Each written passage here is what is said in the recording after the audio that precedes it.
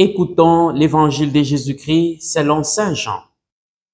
À l'heure où Jésus passait de ce monde à son Père, il disait à ses disciples, « Si quelqu'un m'aime, il restera fidèle à ma parole.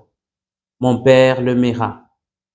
Nous viendrons chez lui, nous irons demeurer auprès de lui. Celui qui ne m'aime pas ne restera pas fidèle à mes paroles. Or, la parole que vous entendez n'est pas de moi, elle est du Père qui m'a envoyé. Je vous dis tout cela pendant que je demeure encore avec vous. Mais le défenseur, l'Esprit Saint, que le Père enverra en mon nom, lui vous enseignera tout et il vous fera souvenir de tout ce que je vous ai dit. C'est la paix que je vous laisse. C'est ma paix que je vous donne. Ce n'est pas à la manière du monde que je vous la donne. Ne soyez donc pas bouleversés et effrayés.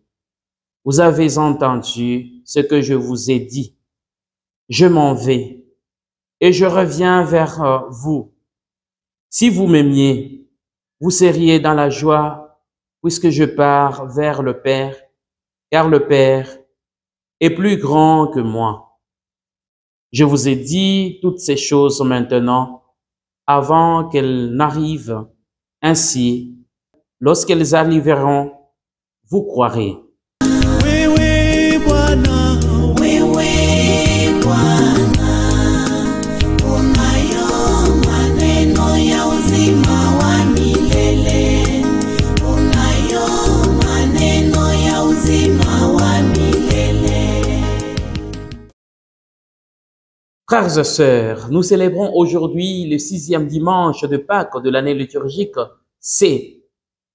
Un dimanche qui précède l'ascension du Seigneur au ciel, d'où il redescendra un jour pour le salut de ceux qui l'attendent et qui vivent dans son amour. Telle est la situation de notre Maître qui nous conduit à la vie à travers l'amour. Il faut absolument, frères et sœurs, que nous suivions ces traces et qu'on nous voit vivre non pas tellement dans la chair, mais dans l'esprit de notre Seigneur.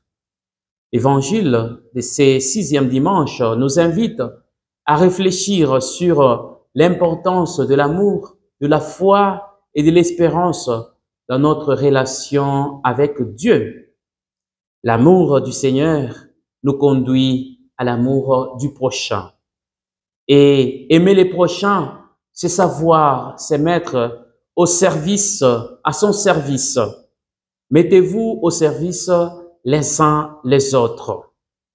Frères et sœurs, alors pourquoi l'amour dans l'histoire du salut? Le fil conducteur de l'histoire du salut a été toujours l'amour.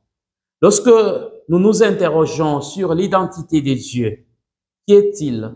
Comment agit-il? La réponse la plus précise nous conduira à confesser qu'il est amour, qu'il agit par amour. Et c'est l'amour que Jésus nous demande dans cet évangile, que nous nous aimions pour demeurer en lui et lui en nous. Il revient à nous d'accepter, de comprendre, d'être fidèles et d'être constants à cet amour qui nous a été donné pour vivre dans la paix.